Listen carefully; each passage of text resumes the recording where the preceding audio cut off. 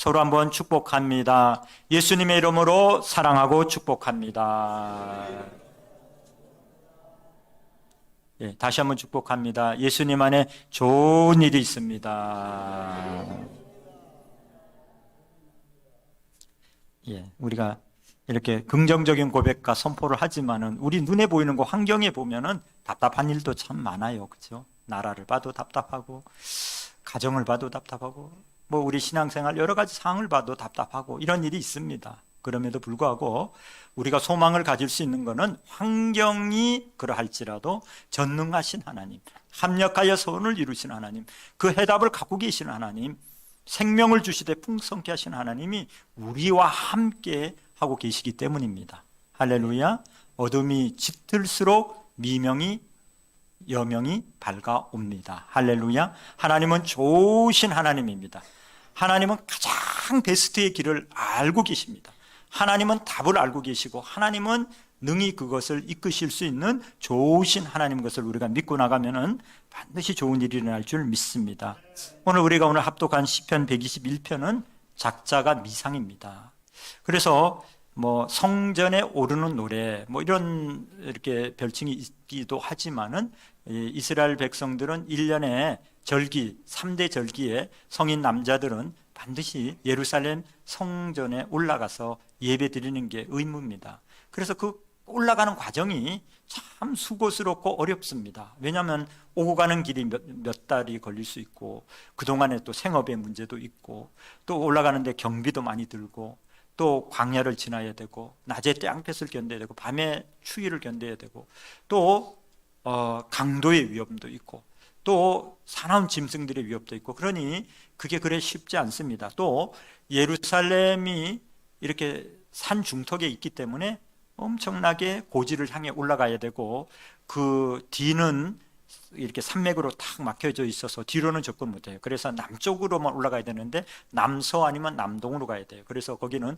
기드론 골짜기를 지나가든지 아니면 흰농 골짜기를 지나가야 돼요. 그래서 참 이 수고스럽고 어려운 그 과정을 노래를 하면서 하나님을 찬양을 하면서 이렇게 올라갔던 노래가 성전에 오르는 노래입니다. 그런데 시편 120편은 그 중에서도 특별한 사연이 있고 특별한 간절함이 있습니다. 그래서 신학자들은 성전에 오르는 노래이기도 하지만은 아마 이것은 바벨론 포로에서 70년간의 포로 생활을 마치고 귀환하면서 이 시온산을 바라보면서 고국의 산천을 바라보면서 감동하여 지어진 그런 감사의 찬양이다라는 것이 정설로 여겨집니다.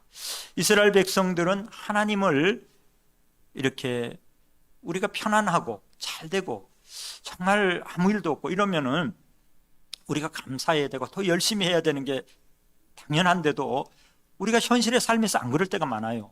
우리 자녀들이 몇 대 독자다 그러면은 오냐오냐 하게 됩니다. 좀 잘못해도 웬만하면 넘어가줘요. 특별히 할머니 손에서 자란 아이들이 좀 버르장머리가 없는 경우가 좀 있습니다. 왜냐? 이뻐가지고 다 받아주거든요. 꼬집어 뜯어도 헤헤헤 이쁘다 그러고 뭘 잘못해도 혼을 못 내고 그냥 마음이 아파가지고 혼을 못 내요. 못 잡아줍니다. 그러다 보니까 어때요? 좀 자기중심적이고 예의도 없고 이기적이고 이러다 보니까 나중에 사회에 나가면 누가 그걸 안 받아주거든요. 사회생활을 못해요. 대인관계가 안 됩니다. 그러면 성공하기가 어려워요. 또 인내력이 없어요. 참을성이 없습니다. 조금만 하면 포기해버리고 응석 부리고 이러니까 오히려 그게 자손들을 위하는 게 아니라 망치는 경우가 있어요. 그래서 귀한 자식일수록 어떻게 하랍니까? 엄히 하라고요. 속으로 울면서도 겉으로는 엄격하게 해줘야지 오히려 그 인생을 바르게 세워준다는 겁니다. 근데 이스라엘 백성들이 오냐오냐 하고 이렇게 평탄하고 문제가 없을 때 어때요? 교만해져요. 불순종해요. 또 우상 숭배합니다. 하나님보다 세상 신을 우상을 쫓아갑니다. 하나님 제일 싫어하는데도 이게 고난과 어려움이 없으면 정신을 못 차려요. 그래 애들도 말 안 들을 때 엄마 그러잖아요. 너 세 번째는 너 혼나. 세 번째는 매매 맞아. 그러면은 애들이 꼭 세 번을 채웁니다. 꼭 채워서 매를 불러요. 지혜 있는 아이들은요, 한 번, 두 번 하면 세 번째는 맞을 것 같으니까 진짜 정신 바짝 차리고 안 맞으려고 이랬어요. 또 형제가 매를 맞는 거 보고도 빨리 피하고 아니면은 아우 저렇게 하면 매를 맞는구나 하고 정신 바짝 차리고 사는데 정신 못 차리는 그런 자녀들은 어땠습니까? 아유 매를 아주 주주하는구나. 너는 매를 맞아야 정신 차리는구나 해서 매를 꼭 맞고 싹싹 빌고 눈물 뚝뚝 흘리면서 정신 차리고 또 맞고도 정신 못 차리는 또 아이들도 있잖아요. 미련한 것이죠. 이스라엘 백성이 그렇습니다. 하나님이 늘 경고합니다. 누구를 선지자를 통해서 그렇게 하면은 징벌을 받는다. 그렇게 하면은 고난을 받는다. 그렇게 하면은 복을 못 받는다. 끊임없이 경고해도 어때요? 꼭 3번을 채워가지고 포로 잡혀가고 이방 민족이 침입을 해가지고 재산을 잃고 가족을 희생당하고 또 포로로 잡혀가고 그 고난의 세월을 겪고서야 뼈저리게 눈물 흘리고 회개하고 그렇게 해서 하나님의 그 눈물의 회개의 분량이 채워지면 때가 되면은 어떻게 해요? 풀어주는 거예요. 용서하는 겁니다. 아이들을 너 벽 보고 가 있어. 뭘 잘못했는지 알아? 몰라요. 뭘 잘못했는지를. 그러면은 엉뚱한 얘기합니다. 아니야. 계속 서 있어. 그래가지고 또 물어봅니다. 너 정말 눈물을 뚝뚝뚝 흘리면서 울고 있으면 너 정말 잘못했어? 잘못했어요. 뭐 잘못했는지 알아? 그때서야 자기가 깨닫고서 뭐 잘못했다고 확실히 얘기하면 어때요? 들어와. 눈물 닦아. 하고 눈물 닦아주고 어떻게 합니까? 씻고 와. 그리고 먹을 걸 주고 위로해주고 격려해줍니다. 내가 너 미워서 그런 거 아니야. 알지?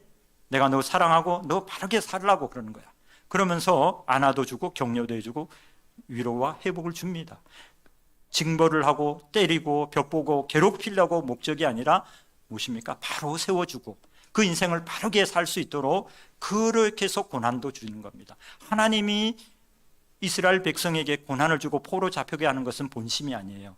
왜 그렇습니까? 우상 숭배하지 말고 하나님을 바르게 경외함으로 믿음 생활 바르게 해서 복을 받게 하시려고. 할렐루야. 우리의 삶의 고난이 때때로 우리 믿는 자들에게 고난이 있습니다. 그 고난의 목적이 다 있거든요. 여러분 깨달은 은혜와 지혜가 있으면 그 고난이 유익이 될 줄로 믿습니다. 그래서 이들은 계속 우상 숭배하고 경고해도 안 들으니까 BC 598년부터 582년에 이르러 3차에 걸쳐서 바벨론의 포로로 잡혀갑니다. 이 이스라엘부터 바벨론까지 거리가 직선으로 900km입니다. 직선거리로. 근데 이 가는 길이 직선으로 못 가잖아요. 꾸불꾸불하게 길을 따라가면은 한 1500km 정도를 아마 붙들려 갔을 겁니다. 몇 날 동안 아마 쉬지 않고 가도 아마 서너 달을 가야 되는데 쉬엄쉬엄 가면은 아마 6개월에서 1년이 걸렸을 수도 있습니다. 왜냐하면 어린 아이도 있고 연세든 분도 있고 병자도 있고 하니까 막 그렇게 뭐 하루도 안 쉬고 갈 수 없잖아요. 그러면 이 고되고 어려운 이 포로 생활을 얼마나 고국이 그립겠습니까? 아마 교민 생활을 해본 분들만 이걸 알아요. 향수병을. 이 향수병은요 무엇으로도 치료가 안 됩니다. 정말 그냥 눈만 가려마도 눈물이 줄줄 나고 정말 미국에서 LA에 살면은 태평양 바다에 한량없이 나가서 그냥 고국을 바라보면서 저쪽에 우리 부모님이 사는데 우리 형제들이 사는데 우리 동기들이 있는데 하염없이 눈물만 흘리다가 매일매일 그 태평양 바다에 나가서 울다가 들어오는 거예요. 그렇게 고국이 한국에 살 동안은 못 느끼는데 외국에 나가면 전부 다 애국자가 된다 그러잖아요. 여기 있을 때는 이놈의 뭐 정치, 이놈의 뭐 지긋지긋해 이민이라도 갈까 하는데 막상 이민 가서 살다 보면요 얼마나 고국이 소중하고 그런 것을 절절히 느끼게 된다는 거예요. 그러므로 여러분 우리는 있을 때 귀한 것을 귀한 줄로 알아야 될 줄 믿습니다. 부모도 돌아가신 다음에 후회하고 땅을 치고 옷을 찢고 댕글댕글 조금만 한 달만 막 이렇게 후회도 돌이킬 수가 없잖아요. 부부관계도 그래요. 깨어져서 도장 콱 쥐고 나가지고는 괜히 했다 막 후회도 어쩔 수 없는 겁니다. 여러분 소중한 것을 소중한 것이 있을 때 귀히 여기는 여러분 저와 여러분 깨달은 지혜가 있기를 예수 이름으로 축원합니다. 우리가 하나님의 성전에서 예배 드릴 수 있는 이 축복, 코로나 때 우리가 예배 성전에서 못 드리게 정부에서 막으니까 그전에는 막 그렇게 막 열려 있어도 수요일 날 공예배 나오라 그래도 우리가 열심히 없어 못 나왔는데 막상 주일날마저도 예배를 20명만 드리라고 그러고 그래서 못 나오니까 얼마나 안타깝고 어려웠습니까? 여러분 마음껏 하나님을 예배할 수 있는 이때에 우리가 그 기쁨을 누리고 그 소원을 우리가 이루어야 될 줄로 믿습니다. 그러므로 이 고난을 통해서 소중한 것을 잃고 나서 깨달는 것, 그것도 다행입니다. 잃고 나서라도 깨달으면 회복할 수 있고 그 회복된 것을 다시는 안 잃으면 됩니다. 그러므로 고난을 통하여 깨닫는 지혜 첫 번째는 무엇이냐? 여러분 한번 따라합니다. 고난 가운데 영적인 고향 시온산의 의미를 깨달았습니다. 오늘 1절에 보니까 한번 읽어봅시다. 내가 산을 향하여 눈을 들리라. 나의 도움이 어디서 올까? 이 귀한 자들이 예루살렘 가까이에 오면서 감격에 여러분, 우리 서울은 남쪽에서 올라오면은 관악산을 보게 되고 북쪽에서 내려오면 북한산을 보게 됩니다. 그러니까 만약에 북방으로 잡혀갔다면은 내려오면서 이 북한산을 인수봉을 바라만 보고도 막 가슴이 벅차고 설레고 막 감격이 되는 거예요. 또 남쪽에서 잡혀서 올라온다면은 관악산을 보면서 서울이구나, 내 고향이구나, 이 감격에 북받칩니다. 여러분 혹시 고속도로를 지나가다가 이정표에 어느 군, 어느 면, 내가 어렸을 때 다니던 학교, 그 마을, 뒷동산, 이것을 보면 여러분 어떤 마음이 듭니까? 여러분 마음이 막 설레잖아요, 그죠? 내 고향을 그 앞을 지나가면은, 그죠? 또 명절이 되면은 어떻게든 내 고향에 한번 가서 내 어렸을 때 같이 지냈던 친구도 보고 부모님도 일가 친척도 보고 내가 다녔던 학교도 가보고 골목도 누벼보고 이런 추억과 마음이 막 솟아오르지 않습니까? 우리가 고향에 대한 그리움도 그러지만 해외에 나가면 그 그리움이라는 것은 말로 할 수 없습니다. 그것은 시간이 지나도 쉽게 잊혀지지 않습니다. 어느 재미교포는요, 중학교 2학년 때 이민을 갔대요. 그래서 70세가 되어서 이제 연세가 들면 들수록 고국에 대한 그림이 얼마나 사무치는지, 한국에서는 15년 살았지만은 외국에서는 55년을 살았습니다. 그러면 어디가 고향이어야 됩니까? 어디가 더 익숙해야 됩니까? 어디에서 더 오래 살았습니까? 미국 사람이 돼야 되는데 그 고향에 대한 향수와 그리움은 무엇으로도, 한국 식당 가서 음식을 먹고 한국 식품 사다가 뭘 요리를 해 먹고 한국 사람을 만나도 그 공허감과 채워지지 않는 그 공백은 채울 수가 없어서 그렇게 정원에 나무 한 그루를 봐도 보기가 싫고 내가 늘 타고 다니는 그 자동차도 보기도 싫고 그저 내 고국, 내가 고향 산천에, 그저 내가 다니던 학교에 내가 그렇게 같이 놀던 그 친구 집 앞이라도 한 번이라도 내가 가보고 싶은 그 그리움에 사무쳐서 매년마다 1년에 한 번씩 고국에 방문해가지고 내가 다녔던 초등학교도 가보고 그 교정도 밟아보고 그 교실도 한번 가서 앉아보고 그 앞에 문방구도 한번 지나가보고 내 친구가 살았던 그 집 앞도 지금은 살지 않더라도 그것도 가보고 이렇게 해서 1년을 그것만 기다린대요. 그래서 한 번이라도 가서 고국의 공기를 마시고 물을 마시고 한번 그곳에서 사람들을 만나야지 1년을 살 수 있는 그런 힘이 생긴답니다. 그래서 늘 그리워하면서 매년마다 이렇게 고국을 방문하는 그런 분들이 계시다고 합니다. 그 공백은 무엇으로도 안 채워지는 거예요. 미국이 선진국이고 여러 가지로 편리하고 여러 가지 삶의 기반이 거기 있고 다 모든 것이 있는데도 불구하고 내 마음의 그 공허한 그 빈자리, 그것으로는 무엇으로도 못 채운다는 겁니다.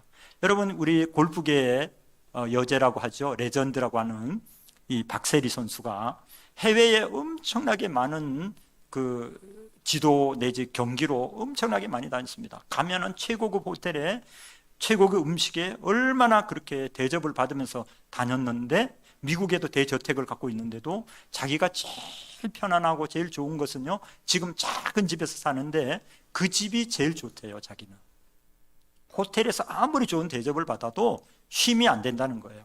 자기는 지금 살고 있는 그 작은 집이 자기에게는 안식을 주고 쉼을 주고 제일 편안하고 좋다는 거예요. 할렐루야. 그게 내 집이고 내 가정입니다. 그러니까 거기서는 쉼이 안 되는데 그 좋은 호텔, 좋은 시설, 좋은 음식을 먹어도 쉼이 안 느껴지는데 자기 집에 오면은 안식이 되고 편안히 잠도 자고 정말 쉼이 돼서 충전을 받을 수 있다는 겁니다. 여러분 가정이 정말 우리에게 안식과 쉼을 주는 줄로 믿습니다.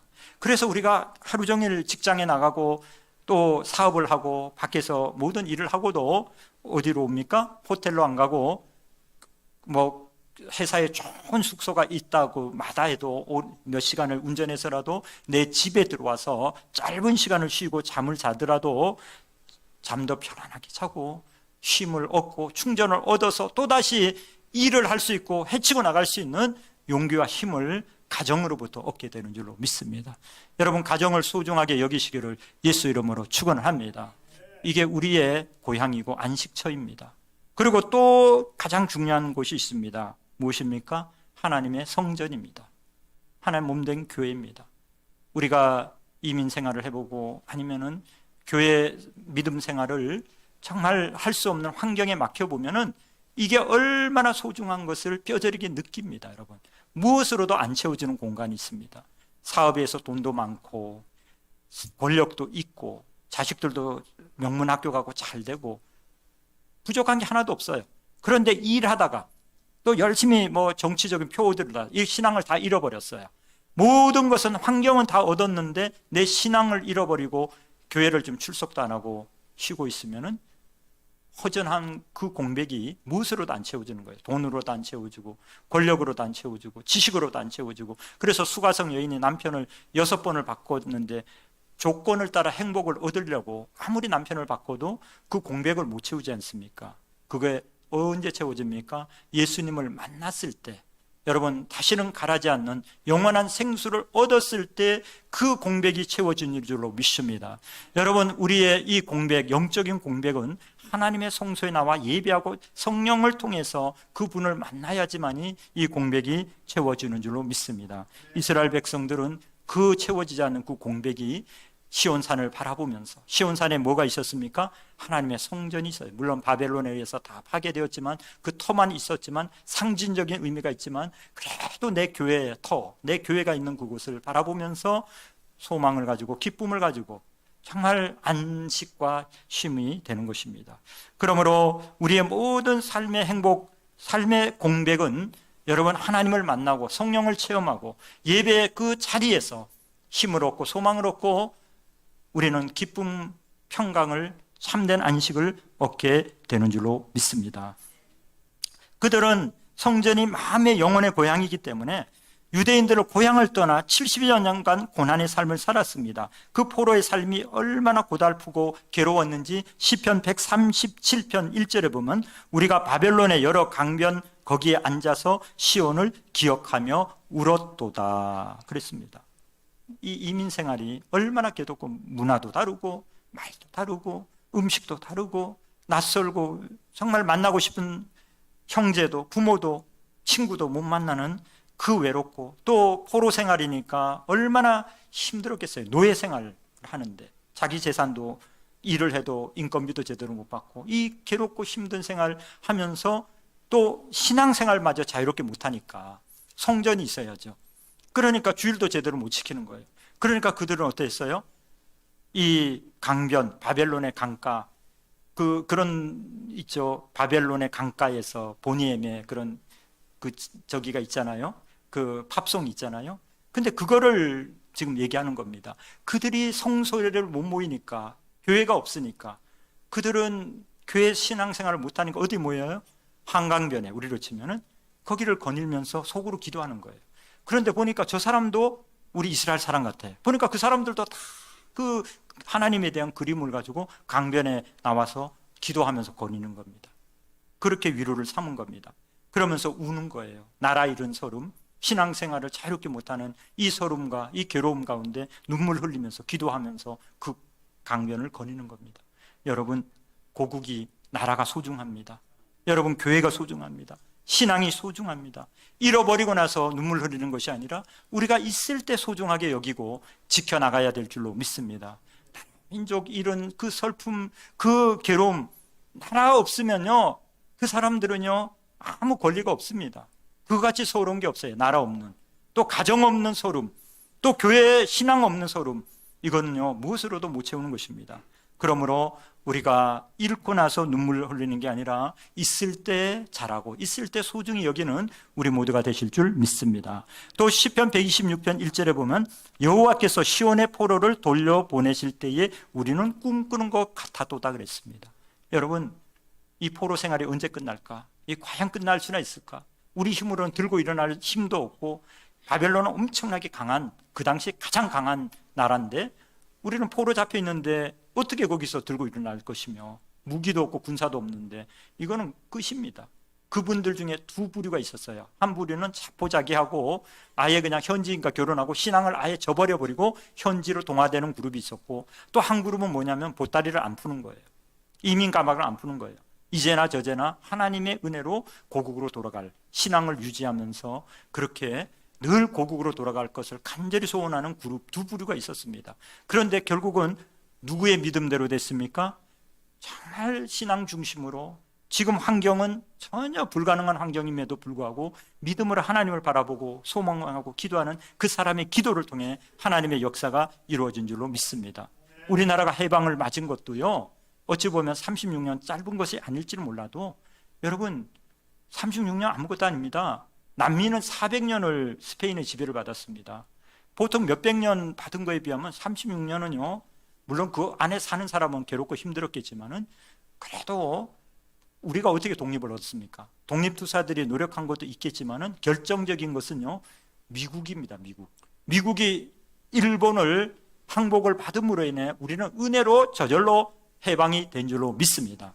미국의 뒤에는 누가 있습니까? 전능하신 하나님의 손길이 있는 줄로 믿습니다. 하나님의 손길로 인해서 우리의 어떤 노력과 우리의 힘으로 된 게 아니라 하나님이 우리를, 미국을 사용하셔서 해방시켜 주신 줄로 믿습니다. 우리를 복주시고 우리를 사용하시기 위해서, 마지막 때의 제사장의 나라로 쓰시기 위해서 하나님이 미국을 움직이시고 역사를 이루어 주신 줄로 믿습니다. 우리가 생각하지도 못했고 우리가 계획하지도 못하고 우리가 기대하지도 못했던 이런 역사를 하나님이 이루어 주셨습니다. 꿈만 같은 거예요. 꿈만 같은 거. 여러분, 하나님이 꿈만 같은 이런 역사를 큰 손길로 역사하시는 것을 믿으시기를 예수 이름으로 축원합니다. 하나님이 이스라엘이 회개하고 소원을 잃지 아니하고 끝까지 믿음으로 부여잡고 나가니까 하나님의 손에 의해서 고레스 왕을 변화시키셔서 하나님이 그렇게 통일에, 그렇게 해방을, 그렇게 자유케 되는 귀한의 축복을 열어주신 줄로 믿습니다. 지금도 하나님은 일하시고 하나님은 그 일들을 하나님의 사람을 통해서 일하심을 믿으시기 바랍니다. 우리 고레스 왕 사진 좀 한번 보여주세요. 이 고레스 왕이 키루스 2세라는 사람입니다. 이분이 뭐 하나님을 잘 섬기거나 경외하는 것도 아니에요. 하나님이 그 사람의 마음을, 그 주권자의 마음을 감동시키고 변화시키면 그 강한 손에, 그 손길에 의해서 하나님이 일을 이루시면은 하나님은 능히 이루실 줄로 믿습니다. 사람으로서는 불가능할 것 같지만 하나님이 일을 하시면은 하나님은 언제든지 어떤 가장 최악의 상황에서 최선의 결과를 가져올 수가 있습니다. 여러분, 지금 여러 가지로 총체적으로 어려움이 있지만은 여러분 낙심하지 않고 절망하지 않고 주님을 바라보면 하나님의 놀라운 역사를 통해서 기적을, 가장 좋은 길을 열어주실 줄로 믿습니다. 두 번째 한번 따라합니다. 고난 가운데 하나님의 도우심의 손길을 깨달았습니다. 오늘 2절에 나의 도움은 천지를 지으신 여호와에게서로다 그랬습니다. 그들은 돌아오는 동안 많은 생각을 하였습니다. 사람의 힘으로서는 도저히 불가능한 이 귀한의 길을 하나님이 역사를 해주셨습니다. 이게 어떻게 이렇게 이루어졌을까? 우리 군사력도 아니고 우리가 독립운동을 한 것도 아니고 우리 뭐 고국에서 군사를 보낸 것도 아니고 그냥 전적으로 하나님의 은혜로, 하나님의 역사로 이루어진 겁니다. 자기들이 한 건 아무것도 없어요. 자기들은 소망을 잃지 않고 자기들은 하나님을 포기하지 않고 기도하고 간절히 구하고 회개했을 겁니다. 회개하고 하나님의 도우심을 간절히 바라니까 그 마음의 중심을 하나님 보시고 고레스로 움직여가지고 해방의 길을 열어주신 줄로 믿습니다. 여러분, 절대 절망의 환경에서도 회개하고 소망을 잃지 않고 믿음을 가지고 기도하면은 하나님의 때가 이르면은, 하나님의 역사를 이루면 기적을 이루시고 가장 좋은 최선의 길을 열어주시는 줄로 믿습니다. 사람이 하는 노력은요, 별거 아닙니다. 사람이 땀 흘리고 애쓰고 열심히 해도요, 그저 먹고 살기도 급급해요. 자기 하나 배 하나 채우기, 가족 하나 먹여 살리는 것도 급급합니다. 그러나 하나님을 의지하고 하나님의 도우심의 손길을 의지하고 나가면 기적이 일어납니다. 나누고 꾸어주고 베푸는 베드로가 밤새도록 그물질에도 헛수고했잖아요. 근데 말씀에 의존해서 그물을 내리니까 어땠어요? 상식적으로는 있을 수 없지만은 만선의 기쁨, 친구 배까지 다 불러가지고 그 배까지도 가라앉을 정도로 다 채우는 축복, 하나님이 이루어 주시는 줄로 믿습니다. 그러므로 나의 도움이 어디서부터 옵니까? 천지를 지은 야훼에게서로다. 오늘 하나님을 재발견하시기를 예수 이름으로 축원을 드립니다. 오늘 1절 후반절부터 2절에 보면 나의 도움이 어디서 올까? 나의 도움은 천지를 지으신 여호와에게서로다. 그들은 그 고난을 통해서 나의 도움이, 나를 인도하시는 분이, 나의 삶을 주관하시는 분이 누군지를 확실히 깨달았습니다. 여러분, 고난을 통해서 소중한 것들의 가치를 깨달아 알게 됩니다. 여러분, 부모님의 소중함은 언제 압니까? 떠나봐야 알아요. 아니면은 부모를 떠나서 군대를 간다든지 아니면 해외에 오랫동안 갔다가 온다든지 그래야지. 여러분, 군대 갔다 오면은 휴가 나오면은 전부 다 효자가 되잖아요. 그죠? 평소에 안 하던 막 진짜 막 잘하잖아요. 근데 제대하고 나서 얼마만 지나면 다시 원점으로 가서 문제지만은 어쨌든 군대에 있어서 휴가 나올 때는 정말 부모한테 잘합니다. 그 소중함을 아는 거예요. 그것이 지속되면 얼마나 감사하겠습니까? 떠나시기 전에, 돌아가시기 전에, 돌아가시고 나서 가슴을 찢어서 가슴을 치면서 뒹굴 게 아니라 살아생전에 부모님을 소중히 여기시는 저와 여러분이 되실 줄 믿습니다. 건강도 지켜졌을 때 소중히 관리하십시오. 잃고 나서 그 소중한 것이 얼마나 소중한 것을 뒤늦게 후회하면 뭔 소용이 있습니까? 여러분, 온 가족이 건강하고 내가 건강하면 그게 우연이 아니라 하나님의 은혜인 것을 감사하시고 그 건강을 소중히 여기시고 저를 잘 관리하고 귀중함을 여기시는 저와 여러분이 되실 줄 믿습니다. 여러분, 누가복음 15장에 보면 탕자의 비유가 납니다. 탕자가 되어 가출하여 배신도 당해보고 배도 골아보고 고생을 해보니까 가정의 소중함도 부모님의 소중함도 깨닫게 됩니다. 여러분, 우리가 꼭 탕자가 되지 않더라도 우리의 주신 모든 게 하나님의 은혜인 것을 감사하시고 소중히 관리하시고 하나님의 은혜를 감사하시고 우리가 하나님의 말씀에 불순종하지 말고 우상 숭배하지 말고 하나님의 은혜 가운데 거하시는 저와 여러분이 다 되실 줄로 믿습니다.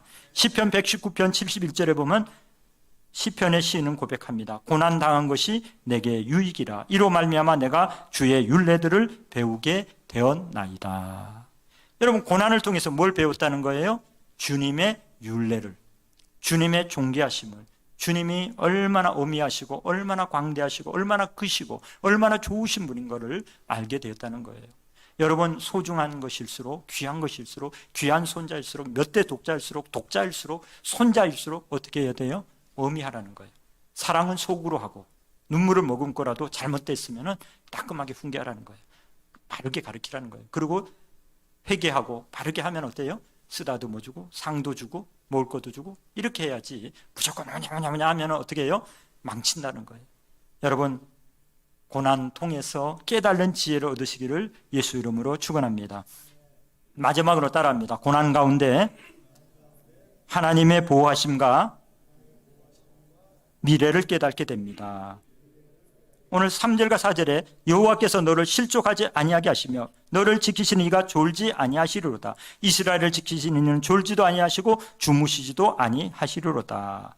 이 이스라엘 백성은 70년 동안의 포로 생활을 하면서 그것을 회고할 때마다 만감이 교차했습니다. 별의별 위험이 다 있었을 것입니다. 고난과 순환 헤아릴 수 없이 많이 당했습니다. 마침내 오늘 모든 고난과 그 모든 환난을 다 마치고 이제 자유의 몸으로 이제 사랑하는 고국, 사랑하는 가족, 사랑하는 그 모든 믿음의 그 공동체 안으로 회복되기 위해서 이렇게 돌아오면서 그들은 고백합니다. 우리를 지금까지 인도하셨고 지키셨고 우리를 무사히 이렇게 이끌어 주시는 이 하나님, 만군의 야훼 하나님, 우리를 눈동자같이 지키시는 하나님, 주무시지도 않고 졸지도 아니하시는 만군의 야훼 하나님이 함께하고 계시는 것을 여러분 믿으시기 바랍니다. 여러분, 사람은 졸아요. 사람은 자야 돼요. 그러면은 보호가 그 자는 동안에는 안 지켜줄 수 있잖아요. 낮에 해가 상치 못하게 하고 밤에 달이 해치 못하게 한다는 게 무슨 의미입니까? 여러분, 환경도 있지만은 영적인, 밤에는 어떤 세력들이 역사를 많이 합니까? 우리가 자는 동안에 영적인 공격들이 많이 이루어집니다. 낮에 그 해라는 것은 우리에게 태양볕을 통해서 일사병도 걸리게 하고 건강도 해치게 하고 또 피부를 상하게 하고 피부암도 갖다 주고 이 뜨거운 태양이 사람의 건강을 많이 해칩니다. 밤의 달은 무엇입니까? 낮에 엄청난 열기와 밤의 그 추위와 밤에 달을 쳐다보면은요, 정신 건강에 안 좋답니다. 그리고 이 루나라는 이 달의 신은 이 헬라 문화에서는 이 우상 숭배입니다. 영적으로 아주 악한 세력입니다. 그래서 낮에 환경적인 하나님의 지킴과 보호함도 있지만은 영적인 악화의 세력으로부터도 하나님이 지켜주신다는 거예요. 환경도 지켜주시고 영적인 세력으로부터 우리를 지켜주시겠다고 약속하고 계신 겁니다. 여러분, 하나님은 우리를 어느 곳에서든 사각지대도 없고 주무시는 잠깐이라도 놓치는 경우가 없습니다. 여러분, 아이들을 키워보신 분은 알지만은 아이들은 단 40초만 눈에서 띄면은 아이를 잃어버린다고요. 그죠? 우리 어린이집 하신 분 알잖아요. 아이들을 시내에 데리고 나갔다가 애들이 호기심이 많아가지고 손을 딱 잡고 가는데도 어느새 푹 뿌리치고 가게 안으로 들어가든지 뭔가 구경거리 있으면 거기로 사람들 무리 속으로 확 들어가 버리면요, 순간 놓쳐버리면 못 찾습니다. 어디로 갔는지. 얼마나 빨라요 애들이. 저희도 그런 적이 있지만은 손을 탁 뿌리치고 막 뛰어가 버려요. 그래가지고 이렇게 수많은 군중 속으로 확 들어가 버리면요, 아무리 찾아도 안 보여요. 잃어버립니다. 더구나 외국에서 그러면 정말 어렵거든요. 그러므로 눈을 떼지 말아야 되고, 아니면 끈을 묶어가지고라도 이렇게 가야지. 끈을 안 묶으면 어때요? 잠깐 한눈 파는 사이에 잃어버립니다. 그런데 하나님은 우리를 눈동자같이 지켜주시는 줄로 믿습니다. 한눈도 안 파시고 주무시지도 아니하고 우리를 끝까지 지켜주셔서 안전하게 우리를 이끌어 주시는 줄로 믿습니다. 여러분, 오늘날 우리가 건물 밖에 나가면은 어디에도 우리는 감시당하는 느낌을 받습니다. 그렇죠? 어느 골목 어디를 가도 CCTV가 있고 또 자동차가 있는 곳에는 전부 다 그 감시 카메라 블랙박스가 있어가지고 우리는 어떤 면에서는 다 우리 사생활이 노출됩니다. 뿐만 아니라 어떤 면에서는 밤길을 혼자 골목길을 갈 때에 어찌 보면은 우리가 이렇게 보호하는 그런 의미도 있습니다. 여성 그 지킴 그런 이렇게 안전존이 있잖아요. 거기에 이렇게 있으면은 누가 나를 미행하고 따라오더라도 누군가 나를 지켜보고 있기 때문에 위험할 때는 경찰이 출동하다든지 나를 보호할 수 있다는, 이게 또 안심되는 부분도 있습니다. 그런데 우리를 항상 놓치지 않고 지키고 보호하시는 그 하나님은 우리가 위험할 때, 어려움 중에 있을 때 나 홀로 있는 것이 아니라 하나님이 도와주시고 함께해 주심으로 어떤 위경과 어려움 가운데서도 우리와 동행하여 주시는 줄로 믿습니다. 그러므로 어떤 상황 가운데 있어도 우리를 주무시지도 않고 또 졸지도 아니하시며 우리를 늘 지켜주시는 그 하나님의 도우심과 보호가 함께 하시는 것을 여러분 믿으시고 염려하거나 걱정하거나 불평하거나 하나님에서 멀리 떠나지 마시고 하나님의 인도하심 가운데 거하시는 저와 여러분들이 다 되실 줄로 믿습니다. 오늘 5절부터 보면 여호와는 너를 지키시는 이시라. 여호와께서 내 오른쪽에서 내 그늘이 되시나니 낮에 해가 너를 상하게 하지 않으며 밤의 달도 너를 해치지 아니하리로다. 여호와께서 너를 지켜 모든 환난을 면하게 하시며 또 내 영혼을 지키시리로다. 여호와께서 너의 출입을 지금부터 영원까지 지키시리로다. 할렐루야. 하나님 우리를 지키시는 분입니다. 이 믿음이 우리를 확실하게 우리를 지키시고 이끌어 주시는 줄로 믿습니다. 여러분, 이 우리 속담에 온유월에는 솔개의 그림자도 반갑다 하는 그런 속담이 있습니다. 여러분, 우리나라 여름 해봤자 40도를 안 넘습니다. 그런데도 한여름에 그 태양볕을 솔개가 지나가면서 약간의 구름이 이렇게 그늘이 새는 거, 그것도 반갑다고 할 정도로 그렇습니다. 중동은 50도가 넘습니다. 이런 태양볕에서 지켜주시고 밤에 달로부터, 영적인 악의 세력부터 하나님이 늘 지켜주신다고 약속하고 있습니다. 여러분, 우리는 항상 하나님의 지키심과 보호하심, 또 우리는 어디서부터 와서 어디로 가는지를 늘 기억하시고, 우리는 하나님 앞으로 돌아가는 인생이고 구원받아서 영원한 도성 새 예루살렘, 영원한 천국으로 인도함 받는 안전하게 우리를 지키시는 하나님이 있다는 것을 여러분 믿으시기를 예수 이름으로 축원합니다. 결론을 말씀드립니다. 요즘 상당히 불안정한 정치 상황으로 인해 환율이 치솟고 있고 사회, 정치, 경제 모든 것들이 암담합니다. 가장 우리가 처한 어려운 시기입니다. 그래서 불안하고 걱정이 많이 생깁니다. 이 세상에 이런 불안과 염려와 걱정이 끊임없이 상존해 옵니다. 그럼에도 불구하고 분명한 것은 하나님은 그런 고난과 어려움 가운데서도 우리를 바라보고 계시고 우리를 지키고 계시고 우리와 함께하고 계시고, 오늘 하나님의 그 손길은 우리 믿는 자들을 바라보고 계시다는 겁니다. 우리의 기도, 우리의 신앙, 우리가 주님을 신뢰하고 나가면은 하나님은 우리를 통해 역사를 이루어 주신다는 겁니다. 하나님은 오늘 우리의 이 어려움의 환경들을 변화해 합력하여 소원을 이루게 하시고 불확실한 우리의 미래를 하나님께서 인도하여 주시되, 지금껏 우리를 지키시고 이끌어 주시고 제일 올해가 경제가 어렵다, 제일 소망이 없다 할 때도 우리나라는 항상 가장 흉년이다, 올해는 정말 태풍과 여러 가지로 흉작이다 할 때도 하나님은 가장 풍작을 주셨고, 가장 위기 어려움에 IMF고 그런 어려움에서도 하나님은 우리를 최단기에 해결될 수 있는 복을 주셨습니다. 그 모든 것이 다 하나님의 은혜고, 우리의 믿는 자들의 기도와 우리가 주님 앞에 굳건히 서 있으면은 미래가 보이지 않지만은 하나님은 선하신 손길로 가장 좋은 길로 우리를 이끌어 주셨습니다. 오늘 우리의 환경에 앞길이 안 보인다 할지라도 우리가 믿음 안에 서서 믿음으로 살고 주님을 의지하고 나가면은 하나님은 반드시 우리의 미래를 가장 밝은, 가장 축복된 베스트의 길로 우리를 인도하여 주시는 줄로 믿습니다. 우리 나라를 보고, 우리 교회를 보고, 우리 가정을 보고, 우리 사업을 보고, 우리 자녀들을 볼 때 암담한 일들이 있을지라도 소망을 가지고 믿음으로 기도하며 우리 믿음의 자리를 지키고 나가면은 하나님은 지금의 환경도 바꾸시고 우리 미래의 환경도 바꾸셔서 가장 축복된 길을 열어 주실 줄로 믿습니다.